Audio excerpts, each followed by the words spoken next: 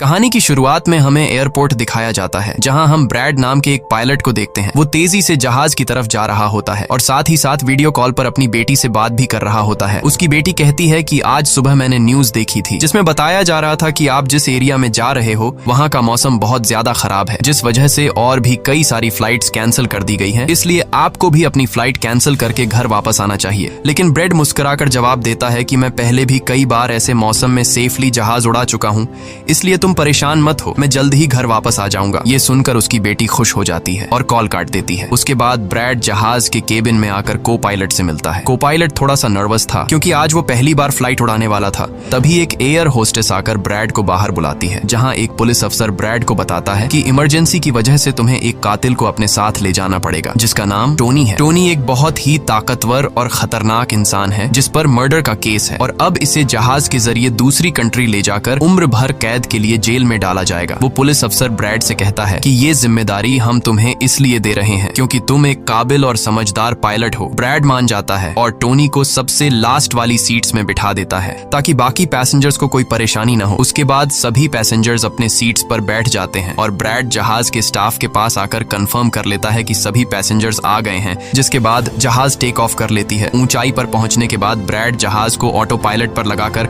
को पायलट के साथ अपनी फैमिली के बारे में बातें करने लगता है। ब्रैड को पायलट को मोबाइल में अपनी बेटी की फोटो दिखाता है और कहता है कि मैं अपनी बेटी से बहुत प्यार करता हूं और हमारा इस दुनिया में एक दूसरे के अलावा और कोई भी नहीं है। दूसरी तरफ जहाज में बैठे पैसेंजर्स सफर को एंजॉय कर रहे होते हैं, लेकिन उन्हें पता नहीं था कि कुछ देर बाद उनके साथ बहुत ही बुरा होने वाला है। केबिन में बैठे दोनों पायलट्स भी खुश थे और जहाज भी नॉर्मल तरीके से फ्लाई कर रहा था, लेकिन तभी अचानक मौसम खराब हो गया और जहाज हल्के से झटके लेने लगा, जिस वजह से ब्रैड परेशान हो जाता है क्योंकि उसे कुछ ठीक नहीं लग रहा था। वो सभी मुसाफिरों को सीट बेल्ट बांधने के लिए अनाउंस करता है और रेडियो के जरिए वो कंट्रोल टावर से बात करने की कोशिश करता है, पर उसकी बात नहीं हो पाती क्योंकि मौसम खराब होने की वजह से यहाँ के सारे रेडियोस काम करना बंद कर देते हैं। तभी अचानक बिजली का तेज झटका प्लेन से आकर लगता है, जिस वजह से प्लेन जोर जोर से झटके लेने लगता है। ब्रैड पैसेंजर्स का हाल देखने के लिए केबिन से बाहर जाता है। पैसेंजर्स को देखकर ब्रैड को थोड़ा बहुत सुकून मिल जाता है क्योंकि सभी पैसेंजर्स सेफ थे, पर यहाँ अब धीरे धीरे लाइट बंद होती जा रही थी और तभी प्लेन को कई और झटके लगते हैं, जिससे ब्रैड का सिर सामने छत से टकराकर नीचे गिर जाता है और उसके माथे पर चोट लग जाती है। इस सूरत हाल को देखते हुए सभी पैसेंजर्स की हालत खराब होने लगी थी। ब्रैड जल्दी से वापस केबिन में आकर अपने साथी के साथ मिलकर प्लेन को संभालने में लग जाता है। ये उनके लिए काफी मुश्किल टाइम था। मौसम खराब होने की वजह से उन्हें आगे कुछ भी नहीं दिखाई दे रहा था। ब्रैड कहता है कि हमें प्लेन को नीचे लाना होगा क्योंकि अगर प्लेन को एक और झटका लगा तो प्लेन तबाह हो सकता है। ये लोग फौरन जहाज का अल्टीट्यूड कम करने लगते हैं और जहाज तेजी से नीचे की तरफ जाने लगता है। जहाज के अंदर मौजूद पैसेंजर्स काफी ज्यादा डरे हुए थे। तभी क्रिमिनल टोनी के साथ जो पुलिस अफसर आया होता है उसके हाथ से मोबाइल छूट जाता है। वो अपने मोबाइल फोन को उठाने के लिए अपना सीट बेल्ट खोल लेता है, जिसकी मदद करने के लिए एक एयर होस्टेस भी अपना सीट बेल्ट खोलकर आगे आती है। अब क्योंकि प्लेन तेजी से नीचे की तरफ जा रहा था, जिस वजह से उनका सीट बेल्ट खुलते ही ये दोनों तेजी से ऊपर छत से टकरा जाते हैं। ये दोनों इतनी तेजी से छत से टकराते हैं कि उनकी तुरंत मौत हो जाती है। इतने में जहाज काफी कम अल्टीट्यूड पर आ जाता है और किसी तरह करके ये दोनों पायलट जहाज को कंट्रोल कर लेते हैं, लेकिन अब जहाज में ज्यादा पावर नहीं बची होती, इसलिए ब्रैड जहाज को एयरपोर्ट तक नहीं पहुंचा सकता था, जिस वजह से ब्रैड जहाज को नीचे लाकर समंदर में क्रैश लैंड करने का सोचता है। लेकिन तभी ये दोनों कुछ दूर एक आइलैंड देख लेते हैं, जिसके बाद ब्रैड जहाज की डायरेक्शन आइलैंड की तरफ कर लेता है और आइलैंड पर लैंड करने का फैसला करता है। कई मुश्किलों के बाद ब्रैड इस आइलैंड पर मौजूद एक रोड पर फाइनली इमरजेंसी लैंड कर लेता है। लकीली इस इमरजेंसी लैंडिंग में सभी पैसेंजर्स सही सलामत होते हैं और किसी को भी चोट नहीं आती। तभी जहाज में पीछे शॉर्ट सर्किट होता है, जिससे देखकर ब्रैड खुश हो जाता है क्योंकि जहाज में अभी भी थोड़ी बहुत बिजली बची हुई थी। सभी पैसेंजर्स के जहाज से उतरने के बाद एक एयर होस्टेस कैप्टन ब्रैड को बताती है कि क्रिमिनल टोनी को ले जाने वाला पुलिस अफसर मारा गया है और एक एयर होस्टेस भी मारी गई है। ये सुनकर ब्रैड बहुत ज्यादा मायूस हो जाता है। दूसरी तरफ एयरलाइन कंपनी का मालिक देखता है कि उसका एक जहाज अचानक गायब हो गया है क्योंकि उसने प्लेन को लैंड होते हुए नहीं देखा था और काफी देर से रेडियो खराब होने की वजह से उसका पायलट से कांटेक्ट भी नहीं हो पा रहा था। इसीलिए वो एयरलाइन कंपनी का मालिक स्कार्सडेल नाम के एक रेस्क्यू एक्सपर्ट को बुलाता है जो ऐसे लोगों को ढूंढने का काम करता है जो मुश्किल में कहीं फंसे हुए होते हैं। एयरलाइन कंपनी का मालिक उसे कहता है कि मुझे मेरे प्लेन्स की सारी डिटेल्स चाहिए, जैसे वो कहाँ गया, उसके वर्कर्स और सभी पैसेंजर्स कहाँ हैं। जिसके बाद रेस्क्यू एक्सपर्ट अपने काम पर लग जाता है। दूसरी तरफ सारे पैसेंजर्स इस सोच में थे कि हम यहाँ क्यों उतरे हैं। ब्रैड सभी पैसेंजर्स को इकट्ठा करके समझाता है कि इमरजेंसी की वजह से हमें यहाँ उतरना पड़ा। प्लेन में अभी भी थोड़ी बहुत बिजली मौजूद है जिसे हम बाकी चीजों को ठीक कर लेंगे। तब तक आप लोग यहाँ आराम से रहें और आप लोग घबराइएगा नहीं, बहुत जल्द हम यहाँ से निकल जाएंगे। जिसके बाद ब्रैड प्लेन के पास आकर उसे ठीक करने में लग जाता है, पर वो देखता है कि जहाज में पावर काफी कम है, इसलिए उन्हें मदद का इंतजार करना होगा। ये लोग मैप निकालकर खुद ही अपनी लोकेशन देखने लगते हैं ताकि उन्हें पता चल सके कि आखिर ये लोग किस जगह पर हैं। ब्रैड का साथी को पायलट नक्शा देखकर बताता है कि हम एक प्राइवेट आइलैंड पर फंसे हुए हैं। ये जगह बहुत ही खतरनाक है। यहाँ पर ऐसे लोग हैं जो किसी सरकार या गवर्नमेंट की बात नहीं मानते। अगर इन लोगों ने हमें पकड़ लिया तो हमारी जान खतरे में पड़ सकती है और हमारी गवर्नमेंट भी हमें नहीं बचा पाएगी। ये सुनकर ब्रैड कहता है कि अब कहीं से भी करके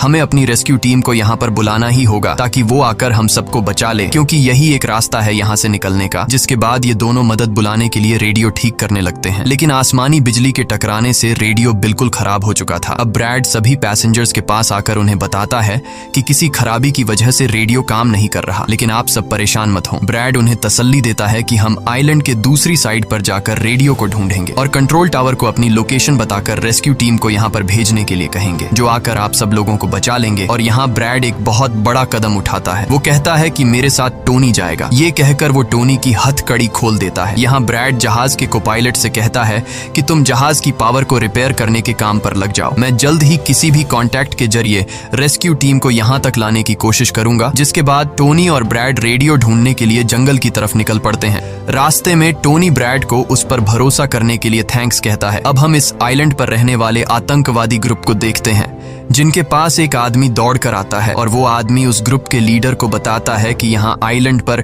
एक प्लेन आकर रुका है इमरजेंसी की वजह से और उसके अंदर बहुत सारे लोग हैं जो अलग अलग कंट्रीज से हैं। ये सुनकर ग्रुप का लीडर उस आदमी को कुछ पैसे देता है और ग्रुप का लीडर अपनी टीम से तैयार होने को कहता है। आइलैंड के जंगल में ब्रैड और टोनी आगे बढ़ रहे होते हैं। टोनी ब्रैड से पूछता है कि तुमने मुझे आजाद क्यों किया और अब मुझे कहाँ लेकर जा रहे हो। तब ब्रैड उसे कहता है क्योंकि मैं तुम्हारी वजह से सबको खतरे में नहीं डाल सकता और यहाँ एक खतरनाक आतंकवादी ग्रुप है जिसका मेरे साथ मिलकर तुम्हें सामना करना है। तब टोनी ब्रैड से कहता है कि मैं एक मिलिट्री बैकग्राउंड से हूँ और मैं यूएस मिलिट्री में कई साल ड्यूटी कर चुका हूँ। कुछ ही देर में पीछे से टोनी की आवाज आनी बंद हो जाती है। जब ब्रैड पीछे मुड़कर देखता है तो टोनी वहाँ नहीं था। वो ब्रैड से अपनी जान छुड़ाकर भाग चुका था और अब ब्रैड अकेले ही जंगल में आगे निकल पड़ता है। जंगल में आगे बढ़ते हुए ब्रैड एक खाली पड़ी फैक्ट्री में जाता है जहाँ वो एक टेलीफोन को ढूंढ लेता है, लेकिन वो पुराने जमाने का टेलीफोन खराब पड़ा हुआ था। जिसके बाद ब्रैड साइड पर लगे उस टेलीफोन के तार जोड़ने लगता है और टेलीफोन काम करने लग जाता है। ब्रैड जल्दी से कंपनी के हेल्पलाइन पर कॉल करता है। ब्रैड हेल्पलाइन को अपनी लोकेशन और सब कुछ बता देता है, लेकिन लाइन में कोई गड़बड़ी होने की वजह से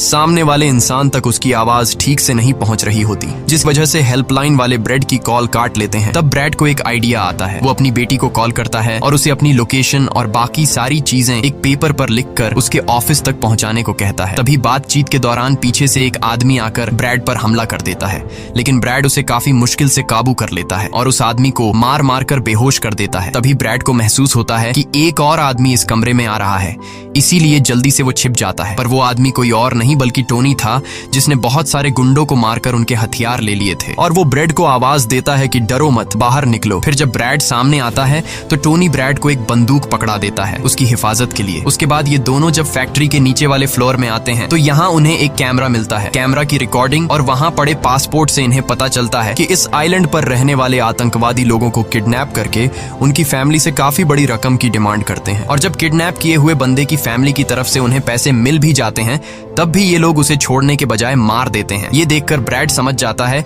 कि हमारे पैसेंजर्स भी खतरे में हैं। जिसके बाद ये दोनों बाहर निकलते हैं और सामने उन्हें एक गाड़ी दिखाई देती है। ये गाड़ी उस आतंकवादी की थी जो कुछ देर पहले ब्रैड के हाथों मारा गया। अब ये दोनों बाहर खड़ी गाड़ी में बैठ जाते हैं और अपने पैसेंजर्स की तरफ जाने लगते हैं। उधर सभी पैसेंजर्स ब्रैड के इंतजार में बैठे हुए होते हैं कि ब्रैड जल्द ही उनके लिए मदद लेकर आ जाएगा। तभी उन्हें किसी गाड़ी की आवाज आती है। गाड़ी की आवाज सुनकर ये लोग खुश हो जाते हैं और ये लोग समझते हैं कि ब्रैड उनके लिए रेस्क्यू टीम बुला लिया है। लेकिन ये रेस्क्यू टीम नहीं बल्कि इस आइलैंड पर रहने वाले आतंकवादी थे। वो लोग गोलियां चलाकर सभी पैसेंजर्स पैसेंजर्स को डराने लगते हैं। उन गोलियों की आवाज ब्रैड और टोनी ने भी सुन ली थी, जिसके बाद ये लोग कार की स्पीड बढ़ाकर जल्दी से प्लेन तक पहुंचने की कोशिश करते हैं। आतंकवादी ग्रुप का लीडर एयर होस्टेस से सभी यात्रियों की लिस्ट मांगता है। डर के मारे जल्दी से एयर होस्टेस उसे लिस्ट ला कर दे देती है। फिर गैंग का एक आदमी को पायलट से पूछता है कि तुम्हारा सीनियर पायलट कहाँ पर है, जिस पर को पायलट बताता है कि किसी काम से वो जंगल में गया था पर अभी तक वापस नहीं आया। तभी वहाँ पर ब्रैड और टोनी भी पहुंच जाते हैं, लेकिन ये दोनों चुपके से दूर से इन लोगों को देख रहे होते हैं। इसी दौरान एक औरत वहाँ से भागने की कोशिश करती है, पर वो लोग गोली चलाकर उसे मार देते हैं। ये देखकर ब्रैड उनकी मदद करने के लिए जाता है, पर टोनी उसे रोक लेता है और टोनी कहता है कि तुम शांत रहो, अभी जाना ठीक नहीं। गैंग का लीडर सभी पैसेंजर्स को एक बस में बैठा लेता है और गैंग का लीडर अपने 2 साथियों को वहीं छोड़कर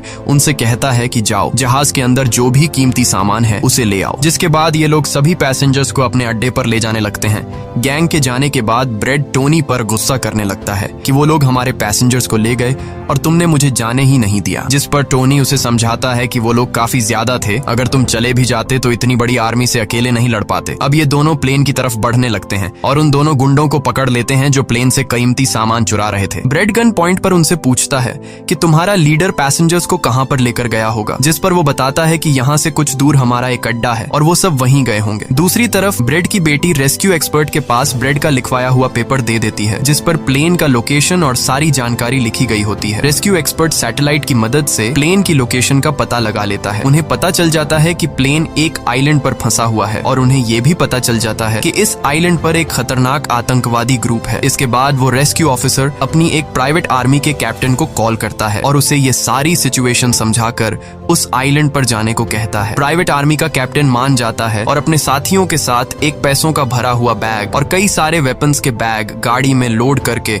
उस आइलैंड पर जाने के लिए रेडी हो जाते हैं। दूसरी तरफ ब्रेड देखता है कि उन आतंकवादियों के ले जाने से पहले जहाज के को पायलट ने जहाज का पावर सिस्टम रिपेयर कर लिया था और ब्रेड देखता है कि जहाज में पावर वापस आ गई है, जिसे देखकर वो बहुत खुश हो जाता है। अब ब्रेड आने वाले प्राइवेट आर्मी टीम के लिए अपनी यूनिफॉर्म पर एक मैसेज लिखकर छोड़ देता है और टोनी के साथ उस जगह पर निकल पड़ता है जहां गैंग वाले प्लेन के सभी पैसेंजर्स ले गए थे। जंगल के रास्ते से होते हुए ये दोनों उन आतंकवादियों के अड्डे पर पहुंच जाते हैं और ये दोनों गाड़ी से निकलकर चुपके से उस जगह में घुस जाते हैं जहां वो सारे गुंडे पैसेंजर्स को डराकर उनकी वीडियोस बना रहे थे ताकि ये वीडियोस इनकी फैमिली को भेजकर उनसे पैसे वसूल सकें। दूसरी तरफ रेस्क्यू एक्सपर्ट की तरफ से भेजी गई प्राइवेट टीम भी प्लेन के पास पहुंच जाती है, पर उन्हें वहां जब कोई नहीं मिलता तो टीम का लीडर प्लेन के अंदर जाकर चेक करता है जहां उन्हें 2 लोगों की लाशें मिलती हैं। ये वो 2 लोग थे जिन्हें गैंग के लीडर ने प्लेन में से सारा कीमती सामान चुराने का कहा था, लेकिन ब्रेड ने उन दोनों को मार दिया। प्राइवेट टीम के कैप्टन को ब्रेड का छोड़ा हुआ मैसेज भी मिलता है जो उस आतंकवादी गैंग के अड्डे तक आने का रास्ता था। आतंकवादियों के अड्डे पर टोनी और ब्रेड चुपके से उन पर नजर रखे हुए थे और जैसे ही उन्हें मौका मिलता है ये दोनों चुपके से पीछे से आकर 2 आतंकवादियों को मार देते हैं। फिर ये दोनों चुपके से आगे बढ़ते हैं और एक कमरे के बाहर जा पहुंचते हैं। इस कमरे के अंदर सभी पैसेंजर्स को कैद करके रखा गया था। अब ब्रेड इन लोगों को छुड़ाना तो चाहता था, पर वहाँ बहुत सारे गार्ड्स पहरा दे रहे थे और ब्रेड के पास दरवाजे का ताला खोलने की चाबी भी नहीं थी। इसके बाद ये दोनों एक एक करके उन गार्ड्स को मार गिराते हैं और टोनी तो हथौड़ा उठाकर कई सारे गार्ड्स को हथौड़े से मार देता है। यहाँ ब्रेड एक गार्ड से चाबी लेकर उन पैसेंजर्स को कमरे से आजाद कर देता है। वो उनसे कहता है कि जल्दी से उसी बस में बैठ जाओ जिसमें तुम सबको आतंकवादियों ने यहाँ लाया था, और वो सभी जल्दी से उस बस में जाकर बैठ जाते हैं। तभी टोनी ब्रेड के पास आकर बताता है कि यहाँ से गाड़ी के जरिए बाहर निकलने का सिर्फ एक ही रास्ता है, मगर वहाँ कई सारे गुंडे बंदूक लिए खड़े हैं जो हमें देखते ही हम पर गोलियां बरसाना शुरू कर देंगे। जब ब्रेड पैसेंजर्स की तरफ देखता है तो वो सभी बहुत ज्यादा डरे हुए होते हैं। अब यहाँ ब्रेड अपनी जान को खतरे में डालते हुए एक फैसला करता है और टोनी से कहता है कि मैं वहाँ पर मौजूद सभी आतंकवादियों का ध्यान भटकाऊंगा और तुम मौके का फायदा उठाते हुए सभी पैसेंजर्स को यहाँ से ले जाना। अब पहले तो टोनी ब्रेड को ऐसा करने से मना करता है। वो कहता है कि ऐसा करने से वो लोग तुम्हें मार देंगे, लेकिन ब्रेड कहता है कि इसके अलावा हमारे पास और कोई दूसरा रास्ता नहीं है। ये सुनकर टोनी मान जाता है। ब्रेड वहाँ से निकलकर आतंकवादियों के पास आता है। वहाँ ब्रेड गैंग के लीडर से बात करता है कि मैंने हेल्प के लिए इन्फॉर्म कर दिया है, जल्द ही यहाँ पर रेस्क्यू टीम आ जाएगी, इसलिए सभी पैसेंजर्स को यहाँ से जाने दो। ये सुनकर सभी गैंग वाले ब्रेड पर हंस पड़ते हैं और ब्रेड को पीटने लग जाते हैं। गैंग का हेड कहता है कि ऐसे कैसे इसे छोड़ दूं, पैसों के बिना मैं किसी को नहीं छोड़ता। और अब जैसे ही ये लोग ब्रेड को मारने वाले होते हैं, तभी वहां पर प्राइवेट रेस्क्यू टीम पहुंचकर आतंकवादियों पर हमला कर देती है और काफी देर तक गोलीबारी करने के बाद गैंग के कई सारे लोगों को मारकर वो ब्रेड को छुड़ा लेते हैं और ब्रेड को बस में उठाकर यहाँ से निकल जाते हैं। यहाँ गैंग का लीडर देखता है कि उसके कई सारे साथियों के साथ उसका छोटा भाई भी मारा गया। ये देखकर वो बहुत ज्यादा गुस्सा हो जाता है और कसम उठाकर कहता है कि वो इन लोगों में से एक को भी नहीं छोड़ेगा और सभी को चुन चुन कर मारेगा। इसके बाद वो अपनी टीम से कहता है कि जल्दी से तैयारी कर लो, हम जल्द ही इन लोगों को मारने के लिए निकलेंगे। बस में प्राइवेट टीम का कैप्टन सभी को बताता है कि हम बस 5 लोगों की छोटी सी एक प्राइवेट टीम है जो बस तुम्हें यहाँ बचाने के मिशन पर आए हैं और हम कोई रेस्क्यू टीम नहीं है। रेस्क्यू टीम को यहाँ आने में कुछ टाइम और लगेगा। ये सुनकर ब्रेड घबरा जाता है और कहता है कि हमारे पास टाइम नहीं है क्योंकि गैंग वाले जल्द ही हमारे पीछे आएंगे और हमें देखते ही मार डालेंगे। पर मेरे पास एक आइडिया है। जहाज के पास पहुंचते ही ब्रेड सभी पैसेंजर्स से कहता है कि जहाज में पावर वापस आ चुकी है, यानी अब जहाज स्टार्ट हो जाएगा और हम लोग फौरन यहाँ से निकल जाएंगे। इसलिए आप सब लोग जल्दी से जहाज में बैठ जाओ क्योंकि हम रेस्क्यू टीम का इंतजार नहीं कर सकते। उन्हें यहाँ आने में वक्त लगेगा और अगर हम यहाँ रुके तो उन आतंकवादियों के हाथों मारे जाएंगे। ये सुनकर सारे लोग प्लेन में बैठ जाते हैं जबकि ब्रेड प्लेन की तमाम चेकिंग करने में लग जाता है और प्राइवेट टीम के लोग पहले से आने वाले खतरे के लिए तैयार बैठ जाते हैं। तभी अचानक वो आतंकवादी ग्रुप आकर उन पर हमला कर देता है, जिन्हें देखकर प्राइवेट टीम उन्हें रोकने में लग जाती है और यहाँ दोनों तरफ से काफी गोलीबारी होती है। पर इस प्राइवेट टीम के पास काफी अच्छी गन्स थी, जिस वजह से वो बहुत सारे गुंडों को मार देते हैं। ब्रेड जल्दी से प्राइवेट टीम के लीडर को बताता है कि मैं अगले 5 मिनट बाद जहाज को स्टार्ट करने वाला हूँ और तुम सब भी जल्दी से जहाज में चढ़ जाना। इसके बाद ब्रेड टोनी के पास जाता है और उसका शुक्रिया अदा करता है कि तुमने मेरे इतने मुश्किल वक्त में साथ दिया। ब्रेड खुद को गोलियों से बचाते हुए अंदर जहाज में आकर अपने केबिन में बैठ जाता है और अपने साथी को पायलट के साथ मिलकर प्लेन को स्टार्ट करने में लग जाता है। उधर टोनी के पास गोलियां खत्म हो जाती हैं और जब वो बुलेट्स ढूंढने के लिए प्राइवेट टीम का बैग चेक करता है तो उसे वहां पैसों से भरा हुआ एक बैग मिलता है। लेकिन इस वक्त टोनी पैसों को छोड़कर दूसरी बैग से गोलियां निकालकर दोबारा आतंकवादियों से लड़ने लगता है। यहाँ तब तक ब्रेड भी प्लेन को राइट साइड पर घुमा देता है। अब प्राइवेट टीम के सोल्जर्स भी एक एक करके जहाज में चढ़ने लगते हैं और टोनी उन्हें कवर फायर देता है। पावर आने की वजह से रेडियो भी काम करने लग जाता है। अब ब्रेड को प्लेन कंपनी का मालिक बताता है कि मैं तुम्हें कोई सुरक्षित जगह बता दूंगा जहां तुम जा सकते हो। अब सभी लोग जहाज में चढ़ जाते हैं पर टोनी नहीं चढ़ता। वो पैसों से भरा बैग लेकर वहां से भागने लगता है क्योंकि अगर वो इनके साथ प्लेन में वापस गया तो पुलिस वाले उसे फिर से पकड़कर जेल में डाल देंगे। गैंग का लीडर अपने साथियों को मरता हुआ देखकर गुस्से से पागल हो जाता है। वो प्लेन के सामने रॉकेट लॉन्चर लाकर उन्हें एक ही झटके में उड़ाने का सोचता है, लेकिन सही टाइम पर टोनी उसे देख लेता है। अब टोनी जल्दी से बंदूक उठाकर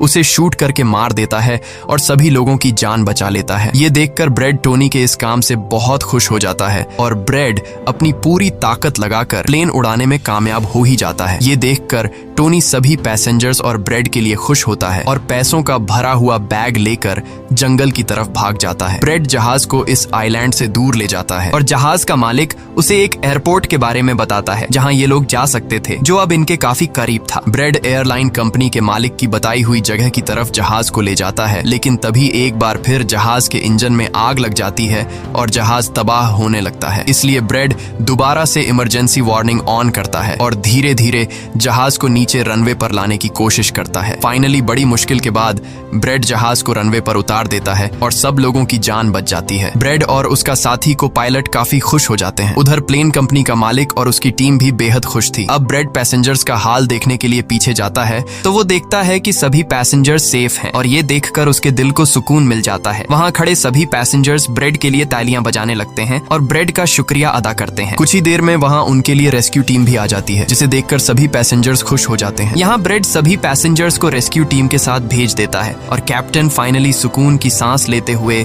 जहाज की सीढ़ियों पर बैठकर अपनी बेटी से कॉल पर बात करता है। इसी के साथ ये कहानी खत्म हो जाती है। अगर आपको वीडियो अच्छी लगी हो तो हमारे चैनल को सब्सक्राइब और वीडियो को लाइक जरूर कीजिएगा।